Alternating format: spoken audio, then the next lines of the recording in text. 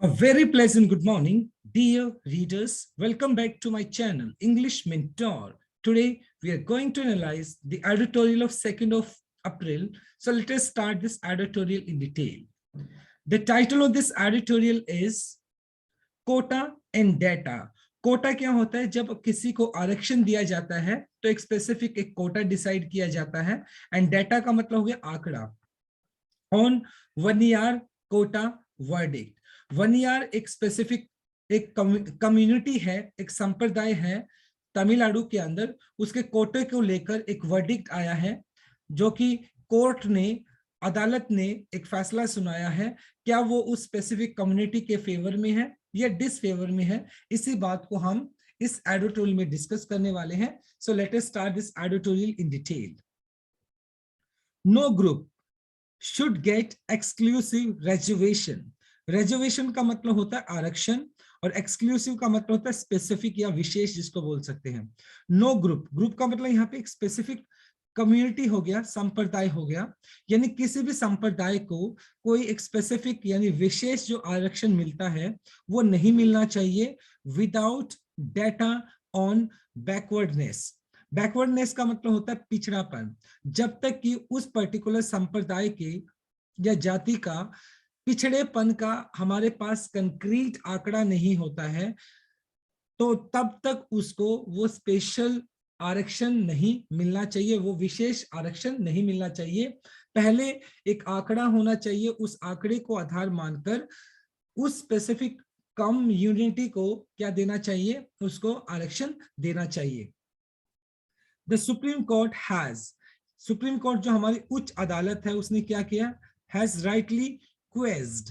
क्वेस्ड का मतलब हो गया पुट ऑफ करना, रद्द कर देना। The Tamil Nadu special reservation act of 2021, और तमिलनाडु सरकार ने क्या किया था? एक स्पेशल रिजर्वेशन एक्ट निकाला था 2020-21, और दी वनियार कोटा लॉ, और जिसके अंदर मतलब जो स्पेसिफिक जो कम्युनिटी है ये वनियार, उनको क्या किया गया था? उनको उस लॉ के हिसाब से, उस कानून के हिसाब से उसको कोटा दिया गया था, उसको रिजर्वेशन के अंदर कोटा दिया गया था ऑन द ग्राउंड। इस बात को आधार मानते हुए सुप्रीम कोर्ट ने इस Tamil Nadu special reservation act of 2021 को किस तरीके से खारिज कर दिया, इसको क्या कर दिया, उसको रद्द कर दिया। इस बात को आधार मानकर that it was not based on updated quantifiable data.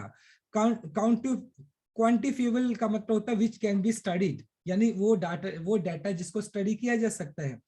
तो सुप्रीम कोर्ट ने Tamil Nadu special reservation act of 2021 का जो एक लॉ था, जिसके तहत 1 ईयर जो एक स्पेसिफिक कम्युनिटी है जिसको एक कोटा मिलना था, तो इस पर्टिकुलर लॉ को, इस कानून को सुप्रीम कोर्ट ने इस बात को मानकर, इस बात को देखकर कि मतलब इसको रद्द कर दिया कि इसके पीछे के क्वांटिफिएबल डाटा होना चाहिए जिसको स्टडी किया जा सके, वो नहीं था, तो जिसकी वजह से सुप्रीम कोर्ट ने उस कानून को रद्द कर दिया।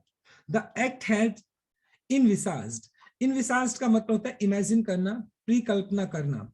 ये जो एक्ट तैयार किया गया था तमिलनाडु स्पेशल रिजर्वेशन एक्ट 2021, तो इस बात की परिकल्पना करते हुए इसको तैयार किया गया था। द डिस्ट्रीब्यूशन ऑफ 20% कोटा, यानी 20% जो कोटा मिलना था for the most backward classes, जिसके अंदर अगर देखा जाए ज्यादातर जो बैकवर्ड क्लासेस हैं उनको 20% का क्या मिलना था? रिजर्वेशन मिलना था। एंड डी नोटिफाइड कम्युनिटीज, वो कम्युनिटी जिसको नोटिफाई नहीं किया गया है, जो अनुसूचित है, जिनकी तरफ ध्यान नहीं दिया गया, जिसको डीएनसी बोलते हैं। In education and public employment, खास तौर पर इनको रिजर्वेशन दिया जाएगा, शिक्षा के अंदर और रोजगार के अंदर इनको क्या दिया जाएगा? आरक्षण दिया जाएगा। बाय असाइनिंग 10.5% टू 1 ईयर, यानी जो 10.5% 1 ईयर को दिया जाएगा, और वन्याय कुला क्षत्रिय कम्युनिटी, ये दोनों एक ही है, मतलब उसको 10.5% उनको क्या दिया जाएगा?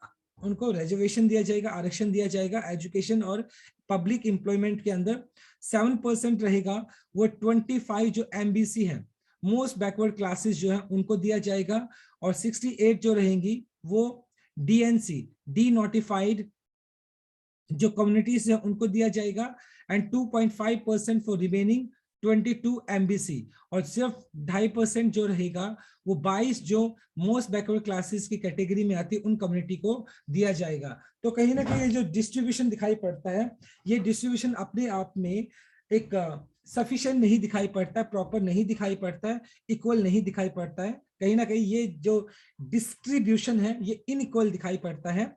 इवन दो, हालांकि ए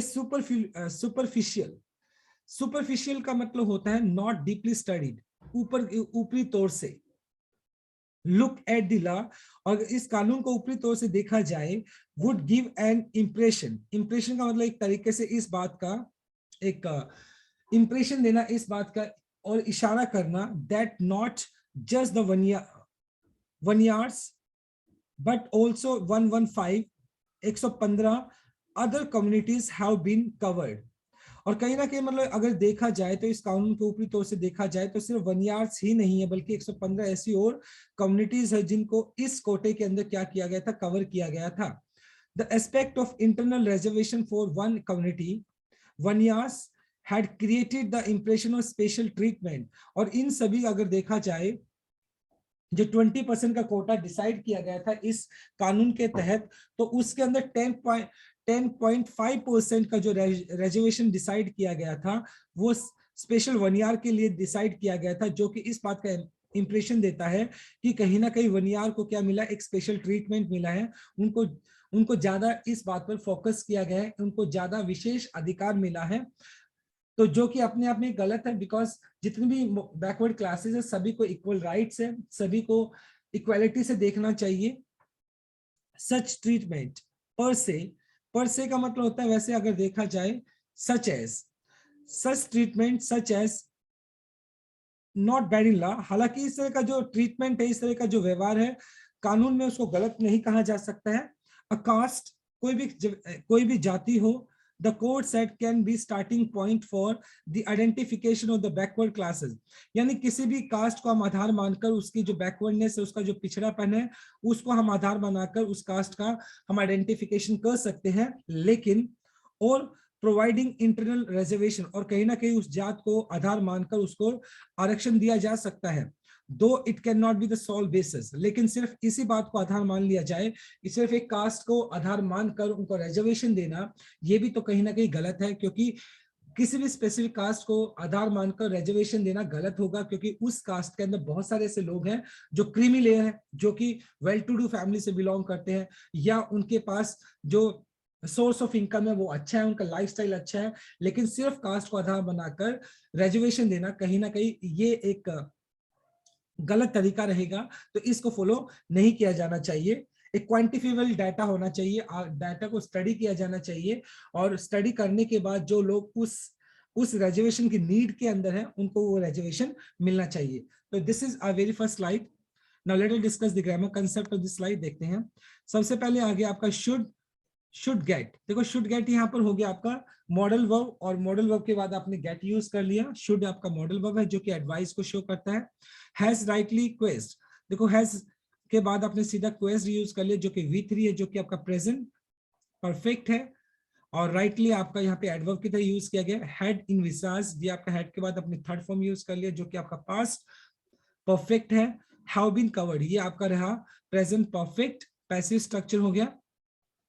Now let us move on to our second slide. देखते हैं। And also they must be pertinent।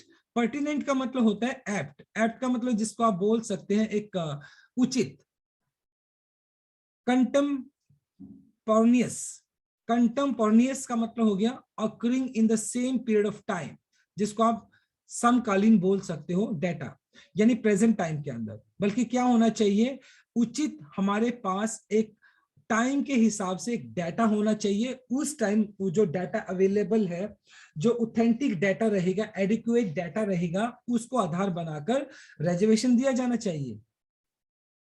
The court also pointed out, court ने भी इस बात पर इशारा किया, pointed out that no analysis, analysis का मतलब है समीक्षा करना, had been made of the relative backwardness and representation of other communities in most backward classes and DNC denotified communities. देखिए अगर देखा जाए तो कोर्ट ने इस बात का आधार माना, सुप्रीम कोर्ट ने जो तमिलनाडु रिजर्वेशन एक्ट था 2021 उसको कहीं ना कहीं रद्द कर दिया, इस बात को आधार मानते हुए कि इन पर्टिकुलर जो कम्युनिटीज को जो रिजर्वेशन दिया गया था तो इनके पीछे किसी भी तरह की कोई एक पर्टिकुलर एनालिसिस नहीं हुई थी, इसकी समीक्षा नहीं की गई थी, और जिसकी वजह से इस कानून को रद्द करना पड़ा। The court decision has provided relief to many, और कोर्ट का जो डिसीजन है उसने बहुत सारी ऐसी कम्युनिटी है जिसको राहत प्रदान की है, by holding that the state is competent to design, और उन्होंने इस बात को मतलब द कोर्ट हैज कोर्ट ने ये डिसीजन जो दिया है जिससे कि मतलब रिलीफ मिला है बहुत सारे लोगों को, बाय होल्डिंग, इस बात को कहते हुए, इस बात को मेंटेन करते हुए, the state is competent, competent का मतलब होता है सक्षम होना, टू डिजाइन सब क्लासिफिकेशन अमंग बैकवर्ड क्लासेस। तो उन्होंने कहीं ना कहीं कोर्ट ने इस बात का कहा है कि जो स्टेट है वो अपने आप में इतना सक्षम है कि वो सब क्लासिफिकेशन कर सके, यानी किसी पर्टिकुलर कम्युनिटी के अंदर उसको सब क्लासिफिकेशन करना चाहिए, उसके अंदर वो लोग जो डिप्राइव्ड हैं, जो वो लोग जो वंचित हैं, उनको वो राइट्स मिलने चाहिए, और वो लोग उसी कम्युनिटी के अंदर जो कि क्रीमी लेयर है उनको रिजर्वेशन नहीं मिलना चाहिए। तो इस तरह का सब क्लासिफिकेशन होना चाहिए। प्रेस्क्राइब, सजेस्ट करना, रेकमेंड करना, दो क्वांटम, क्वांटम का मतलब हो गया वैसे डाटा कह सकते हो, एक क्वांटिटी कह सकते हो, of reservation based on such सब क्लासिफिकेशन एंड फॉर्मुलेट, फॉर्मुलेट का मतलब होता है किसी चीज को प्रोड्यूस करना, एंड एनक्लेरी, एनक्लेरी का मतलब हो गया एक तरीके से सपोर्टिव ला, और एक ऐसा कानून फॉर्मुलेट करना चाहिए, एक ऐसा कानून बनाना चाहिए जिससे कि क्या मिल सके, ये जो सब क्लासिफिकेशन होना है इसको सहायता मिल सके, और लिटरली जो लोग रिजर्वेशन को डिजर्व करते हैं उनको वो रिजर्वेशन मिलना चाहिए। Even with the assent, assent का मतलब सहमति हो गया, ऑफ द गवर्नमेंट, गवर्नर, और इसके अंदर क्या होना चाहिए, गवर्नर की सहमति होनी चाहिए, to one included in the 9th schedule, और जो 9वां जो शेड्यूल है, ओके, तो उसके अंदर इसको क्या किया जाना चाहिए, उसको शामिल किया जाना चाहिए। रिगार्डलेस, नो मैटर व्हाट, के बावजूद, of the further moves by the DMK government, हालांकि जो डीएमके गवर्नमेंट है वहां पर तमिलनाडु के अंदर उसने बहुत सारे मूव्स लिए हैं, बहुत सारे कदम लिए हैं, उसके बावजूद भी that had defended the law in the supreme court, और डीएमके ने मतलब ये जो तमिलनाडु रिजर्वेशन स्पेशल लॉ है 2021 उसको डिफेंड करने की कोशिश की कोर्ट के अंदर डीएमके ने। This episode has important lessons, और ये जो फिलहाल सरकार और सुप्रीम कोर्ट के बीच में जो कॉन्फ्लिक्ट देखने को मिला, तो इससे हमें क्या लेना चाहिए, एक सबक लेना चाहिए। क्या, no community should be allowed internal exclusive reservation without making a case for it on the basis of quantified data, और कोई भी एक कम्युनिटी को एक स्पेशल राइट नहीं मिलना चाहिए without studying their quantifiable data, यानी किसी भी कम्युनिटी को स्पेशल राइट या रिजर्वेशन नहीं मिलना चाहिए इससे पहले कि उस पर्टिकुलर कम्युनिटी के डाटा को स्टडी किया जाए, क्या एक्चुअल में वो उसके अंदर वो लोग हैं जो रिजर्वेशन डिजर्व करते हैं। तो एक ऑथेंटिक एक स्टडी होने के बाद ही, एनालिसिस होने के बाद ही ये स्पेशल राइट मिलना चाहिए। कास्ट बेस्ड सेंसस, सेंसस का मतलब हो गया जनगणना करना, can help in determining, decide करना the representation of various communities in public employment and education, और एक कास्ट बेस्ड क्या होना चाहिए, सर्वे होना चाहिए जिससे कि इस बात को डिसाइड किया जा सके, the representation of various communities in public employment and education, और एक कास्ट बेस्ड जनगणना होनी चाहिए जिससे क्या होना चाहिए, पब्लिक एम्प्लॉयमेंट और एजुकेशन के अंदर क्या किया जा सके, उनको स्पेशल राइट दिए जा सके, यानी कास्ट बेस्ड होना चाहिए। कास्ट बेस्ड सपोज करें अगर हम बात करें वनियार की, तो वनियार के अंदर भी बहुत सारे ऐसे लोग होंगे जो क्रीमी लेयर है, यानी बहुत अच्छा उनके पास पैसा है, लेकिन अगर सिर्फ कास्ट को आधार मान लिया जाता है तो वो लोग जो कि डिजर्व नहीं करते उनको भी वो बेनिफिट मिलता है, और जिसकी वजह से जिनको बेनिफिट मिलना चाहिए वो बेनिफिट उनको मिलता नहीं है। तो इस वजह से कास्ट को आधार नहीं मानना चाहिए, बल्कि एक क्वांटिफाइबल डाटा होना चाहिए, उस क्वांटिफाइबल डाटा को स्टडी करके ही रिजर्वेशन दिया जाना चाहिए। आफ्टर ऑल, हालांकि after all it is adequate representation that hold the key for special treatment of reservation. और आफ्टर ऑल और आखिरकार देखा जाए it is adequate representation. Adequate का मतलब उचित हो गया, रिप्रेजेंटेशन का मतलब हो गया एक तरीके से प्रतिनिधि करना, that hold the key to special treatment of reservation. और अगर इसी तरीके से मतलब एक स्पेशल सेंसिस होगा, कम्युनिटी बेस्ड सेंसिस होगा, तो उसके अंदर हमें एग्जैक्टली पता चलेगा कि कौन लोग कितने कितने जो लोग हैं उस कम्युनिटी के अंदर एक्चुअल में डिजर्व करते हैं उस रिजर्वेशन को. तो यही एक सही तरीका होगा रिजर्वेशन देने का. बट लेकिन वेदर कास्ट नैरोली डिफाइंड, क्योंकि कास्ट को अगर देखा जाए तो कास्ट को तो बहुत ही कम अच्छे तरीके से डिफाइन किया गया है. नैरो मतलब बहुत ही बैडली कह सकते हो. Not the socio economic indicators और applicants should be basis for their reservation another issue. लेकिन अगर देखा जाए कास्ट को तो बहुत ही एक प्रॉपर तरीके से डिफाइन नहीं किया गया है. और सोशियो इकोनॉमिक इंडिकेटर्स को अगर एप्लीकेंट्स, जो भी एप्लीकेंट है जो रिजर्वेशन चाहता है, अगर उसके सोशियो इकोनॉमिक इंडिकेटर्स को आधार माना जाता है, should be basis for reservation is another issue. तो सोशियो इकोनॉमिक इंडिकेटर्स को भी क्या करना, उसको स्टडी करना भी इतना आसान नहीं काम है. ये भी एक अपने आप में इशू है. लेकिन फिर भी कोर्ट इस बात को बोलती है कि एक क्वांटिफाइबल डाटा होना चाहिए उस पर्टिकुलर कम्युनिटी का, उसको आधार बनाकर ही रिजर्वेशन देना चाहिए, ना कि एक जाति को आधार बनाकर रिजर्वेशन दिया जाना चाहिए. So this is our second slide. Now let us discuss the grammar concept. देखो have, had been made, ये आपका present past perfect passive structure हो गया. बाय प्रेपोजिशन हो गया, उसके बाद आपने होल्डिंग यूज कर लिया जो कि V1 प्लस ING जीरेंड है आपका. शुड मॉडल वर्ब हो गया, उसके बाद be plus third form use कर लिया जो कि आपका पैसिव स्ट्रक्चर है. कैन आपका मॉडल वर्ब हो गया, उसके बाद हेल्प यूज कर लिया, V1 है ये आपका.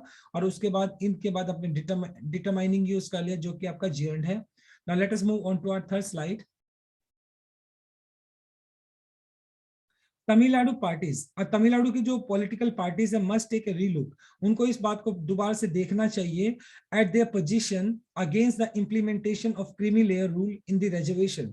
और मतलब कहीं ना कहीं ऐसा भी होता है जो क्रीमी लेयर है, जो क्रीमी लेयर का मतलब दोस्त who belong to well to do family, वो लोग जो कि अच्छी फैमिली से बिलोंग करते हैं, जिनका लाइफस्टाइल काफी अच्छा है, वो भी रिजर्वेशन लेते हैं, जो कि अपने आप में एक गलत बात है. उस चीज को भी देखना चाहिए कि वो लोग जो क्रीमी लेयर से बिलोंग करते हैं उनको रिजर्वेशन नहीं मिलना चाहिए. ये बात को इंश्योर करना चाहिए. As otherwise there always be demand for internal reservation from communities that feel left out. Otherwise अगर इसी चीज को फॉलो किया गया तो वो लोग जो कि अगर एक स्पेसिफिक कम्युनिटी को आधार बनाकर रिजर्वेशन दिया जाता है तो उस पर्टिकुलर कम्युनिटीज के अंदर जो क्रीमी लेयर है वो भी बाद में क्या करने लग जाएंगे, वो भी लेफ्ट आउट फील करेंगे और डिमांड करने लग जाएंगे. इफ द पार्टीज बिलीव, अगर पार्टीज को ये लगता है, believe genuinely in the principle of equity in the reservation, और अगर वो चाहते हैं कि एक सिद्धांत होना चाहिए जिसके तहत इक्विटी होना चाहिए, इक्वालिटी होना चाहिए, सभी को बराबरी का हक मिलना चाहिए, they should not have any problem in agreeing to the concept of creamy layer. और अगर वो सोचते हैं कि अगर सभी को आधार होना चाहिए, सभी को वो रिजर्वेशन मिलना चाहिए, अगर किसी कम्युनिटी को हम रिजर्वेशन देना चाहते हैं तो उसके अंदर चाहे डिप्राइड हो चाहे क्रीमी लेयर हो, वो लोग जो वंचित हैं, वो लोग जो अच्छी लाइफस्टाइल जीते हैं, तो सभी को आधार बनाकर उनको, यानी अगर कास्ट को आधार बनाकर रिजर्वेशन दिया जाता है तो वो क्या होगा, सभी को उसका बेनिफिट मिलेगा, जो कि गलत है. क्योंकि खास तौर पर देखा जाए क्रीमी लेयर, उनके पास वो सभी चीजें हैं, उनको वो रिजर्वेशन नहीं मिलना चाहिए. Also the demand for the reservation for the economically weaker section among the caste group not covered by the reservation will carry on if those seen as economically advanced continue to obtain a larger share for the reservation pie. देखें, इसके अंदर बताने की कोशिश की गई है कि अगर इस चीज को आधार माना जाता है, अगर कास्ट को आधार माना जाता है किसी भी रिजर्वेशन को देने का, तो उस केस के अंदर क्या होगा, वो लोग जो गरीब हैं वो तो वंचित रह ही जाते हैं, क्योंकि ज्यादातर जो पार्ट है वो कौन लेकर चला जाएगा, उसी कम्युनिटी के अंदर जो क्रीमी लेयर है, जो वेल टू डू फैमिली से बिलोंग करते हैं, जिनके पास, जिनका लाइफस्टाइल ठीक है, जिसके पास इनकम ऑफ सोर्स अच्छे हैं वो भी डिमांड करते हैं, और जिसकी वजह से वो रिजर्वेशन अगर उनको मिलेगा तो डेफिनेटली सी बात है जो लोग एक्चुअल में डिजर्व करते हैं उनको वो नहीं मिल पाएगा। तो इस वजह से ज्यादातर जो रिजर्वेशन है वो जो क्रीमी लेयर वाले लोग हैं वो उस रिजर्वेशन का फायदा उठा लेते हैं, जो कि गलत है। तो कास्ट को आधार नहीं बनाना चाहिए, बल्कि एक क्वांटिफिएबल डाटा होना चाहिए, एक प्रॉपर एनालिसिस होना चाहिए, और उस कास्ट के अंदर जो लोग बिलोंग करते हैं मतलब उस कैटेगरी से जिनको रिजर्वेशन मिलना चाहिए उनको रिजर्वेशन दिया जाना चाहिए, और जो क्रीमी लेयर के अंदर आते हैं उसी स्पेसिफिक कम्युनिटी के अंदर उनको वो रिजर्वेशन नहीं मिलना चाहिए। Other than for SC and ST, ये शेड्यूल ट्राइब हो गया, स्केड्यूल ट्राइब हो गया, ये शेड्यूल आपका कास्ट हो गया। तो ये इन कास्ट के अलावा की बात की गई थी। The creamy layer must be excluded, जो क्रीमी लेयर है उनको एक्सक्लूड किया जाना चाहिए, उनको छोड़ देना चाहिए इन प्रोवाइडिंग फॉर रिजर्वेशन, को रिजर्वेशन नहीं मिलना चाहिए that qualify as backward classes. हालांकि वो लोग जो कि क्रीमी लेयर के अंदर आते हैं, अगर कास्ट को आधार माना जाएगा तो सभी को बेनिफिट मिलेगा, लेकिन कास्ट को आधार नहीं मानना चाहिए, बल्कि एक क्वांटिफिएबल स्टडी होना चाहिए।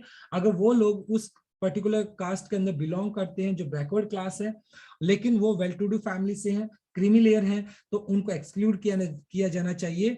तभी हम एक इक्वल तरीके से जो एक लोगों को जो डिप्राइव्ड हैं, वो लोग जिनको बेनिफिट मिलना चाहिए रिजर्वेशन का, उसका हम फायदा उनको दे सकते हैं। तभी एक प्रॉपर तरीके से रिजर्वेशन को दिया जा सकता है, ना कि जात के आधार पर दिया जाना चाहिए, बल्कि उनका जो फाइनेंशियल जो स्टेटस है उसको आधार बनाकर उनको रिजर्वेशन दिया जाना चाहिए, राइट। तो एक बहुत ही इंटरेस्टिंग आर्टिकल था आज का हमारा।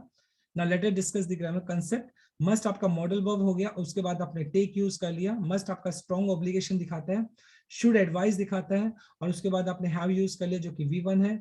इन प्रपोजिशन है, उसके बाद अग्रीइंग यूज कर लिया जो कि V1 प्लस ING जिरेंड है आपका। मस्ट आपका मॉडल वर्ब है जो स्ट्रॉन्ग ऑब्लिगेशन दिखाता है, उसके बाद बी प्लस थर्ड फॉर्म आपने यूज कर लिया जो कि आपका पैसिव स्ट्रक्चर है।